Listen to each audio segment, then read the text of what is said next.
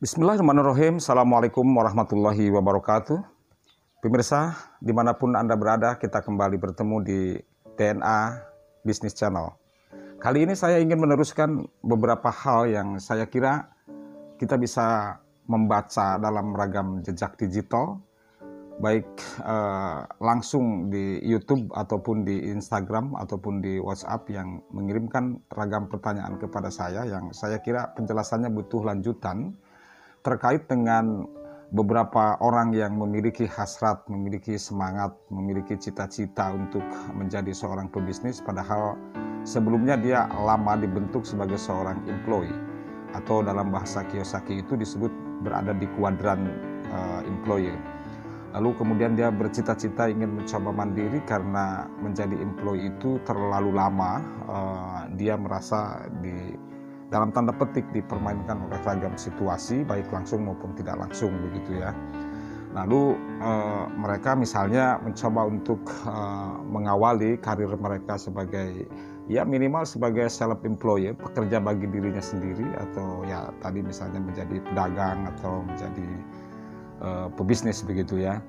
Lalu mereka bukan hanya sekedar soal takut sebenarnya, jadi ada di antara mereka yang sudah mengawali karir mereka sebagai self-employed, atau bahkan ada yang langsung menjadi seorang pebisnis, tapi di tengah jalan atau beberapa saat setelah mereka misalnya mengikuti ragam keinginan untuk menjadi self-employed atau menjadi pebisnis itu, tiba-tiba dia merasa harus menghentikan usahanya. Kenapa? Karena dia merasa ada sesuatu itu dipikir oleh mereka pasti akan merugikan. Misalnya begini, ketika misalnya kami memberikan saran bahwa era pandemi corona sekarang ini situasi memaksa diri kita untuk mulai belajarlah minimal menjadi self-employed. Lalu misalnya kebetulan juga sekarang ini masuk bulan Ramadan, pada saat bulan Ramadan tiba itu sebetulnya banyak peluang untuk bisa dilakukan bisnis ya, untuk dilakukan paling tidak ya menjadi seorang pedagang begitu. Lalu kemudian mereka mencoba mengawali semangat, keinginan, cita-cita untuk melakukan hal dimaksud, dan salah satunya misalnya mereka berupaya misalnya untuk membuat kue yang akan dijajakan nanti pada saat Lebaran. Tentu saja distribusi kue itu dilakukan pada saat ini juga.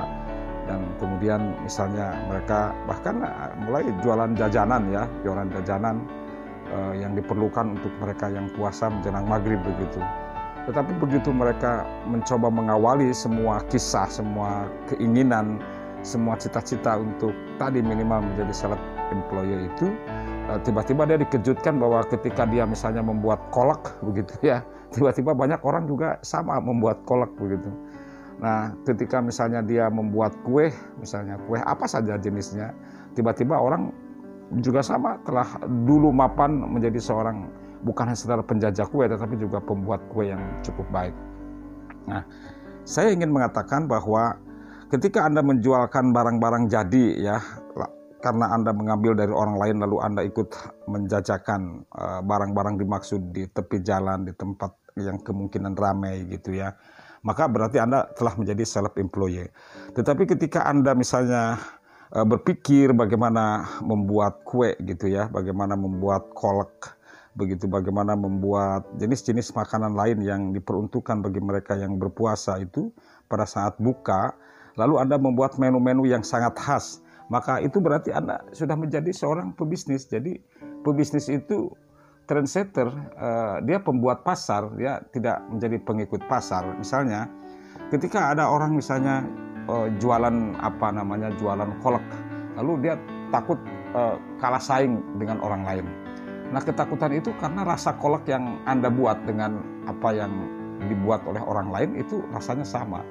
Tetapi ketika Anda membuat kolak dengan rasa yang berbeda, dengan cita rasa yang berbeda, dengan berbagai menu, berbagai alat, berbagai sarana yang Anda tuangkan ke dalam kolak itu memungkinkan sangat berbeda dengan orang lain, maka sangat besar sekali kemungkinan bahwa kolak Anda itu pada saatnya nanti justru akan bisa laku.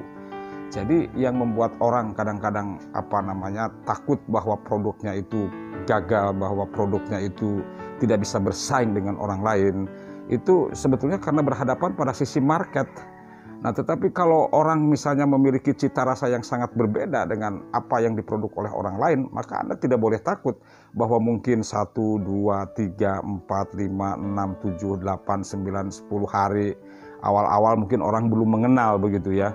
Tetapi pada saat orang sudah mulai mengenal dan merasakan adanya perbedaan yang sangat kentara antara misalnya tadi kolek yang Anda buat dengan kolek orang lain, itu pastilah pada saatnya nanti si kolek yang Anda miliki itu akan bukan sudah dikenang oleh masyarakat, tetapi dari mulut ke mulut bahwa produk Anda itu akan terus tertransformasi dengan baik.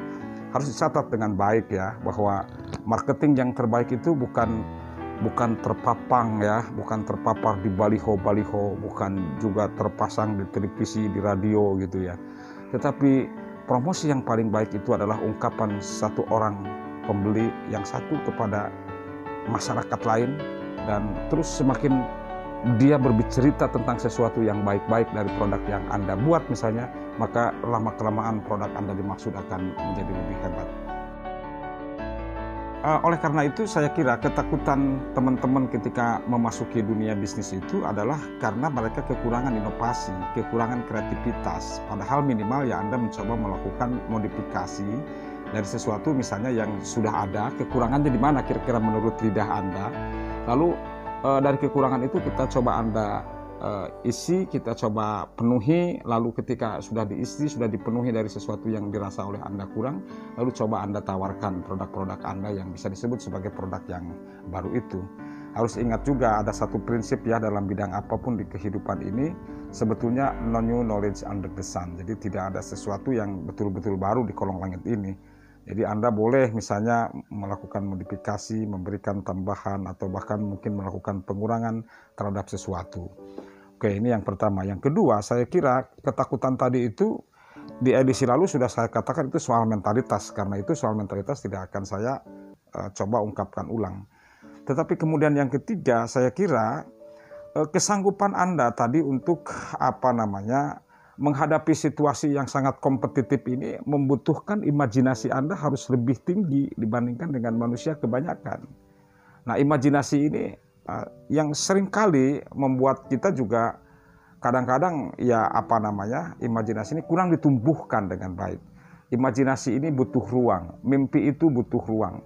Sebab tidak semua orang juga memiliki ruang mimpi yang sama. Nah, karena sekedar mimpi saja butuh ruang, maka untuk melahirkan mimpi-mimpi yang besar itu Anda juga mesti membuat ruang-ruang yang besar bersama orang-orang yang besar. Oleh karena itu berarti Anda juga dibutuhkan melakukan proses silaturahmi, melakukan proses kerjasama antara satu pihak dengan pihak lain, mencoba melakukan sosialisasi, mencoba melakukan komunikasi dalam ragam disiplin, dalam ragam momen, dalam ragam kesempatan. Agar apa? Agar lama-kelamaan Anda juga terlatih memiliki ruang-ruang. Jadi seringkali misalnya orang dulu sering berkata bahwa mimpi kamu setinggi langit begitu. Tapi jangan dikira loh, mimpi itu butuh ruang. Jadi orang tidak mungkin bermimpi misalnya, mohon maaf ya, pacaran dengan artis terkenal di Hollywood begitu ya. Nggak mungkin ada orang yang mimpi pacaran dengan bintang film hebat misalnya di Hollywood kalau dia tidak pernah bertemu dengan orang itu, atau kalau dia tidak pernah menonton minimal filmnya begitu. Oleh karena itu maka Anda ketika melakukan proses bisnis ini tentu ketakutan dan sejumlah persoalan yang melingkupi Anda itu akan ada. Karena itu Anda butuh ruang, butuh imajinasi, butuh ruang imajinasi, dan ruang imajinasi itu dibutuhkan oleh ruang lain yang namanya mimpi. Tetapi harus diingat, mimpi juga tidak mungkin ada kalau tidak ada ruang untuk bisa bermimpi. Nah, oleh karena itu maka Anda dituntut untuk melakukan di sini ramifikasi, komunikasi, kemudian juga sosialisasi, kemudian juga ya discuss dengan seluruh elemen, dengan banyak elemen yang paling tidak Anda kuasai, karena pasar utama Anda adalah sahabat Anda, teman Anda, saudara Anda, orang-orang yang selama ini mengenal Anda, itu pasar terbaik Anda. Oleh karena itu maka bagaimana mungkin tadi menjadi seorang pebisnis itu bisa dilakukan oleh dia kalau dia tidak memiliki ruang yang cukup untuk mencoba melakukan hal-hal yang sering dan ingin saya katakan soal-soal maksud. Karena itu saudara-saudara, maka sebetulnya menjadi pebisnis itu sekalipun tampak sederhana sebetulnya, tetapi mindset kita ini di sini sebetulnya, mindset kita yang harus selalu ditumbuhkan dengan baik. Saya kira ini edisi penting yang mudah-mudahan bisa memberikan sedikit jawaban atas kegelisahan beberapa orang dalam situasi seperti sekarang ini. Salam bisnis.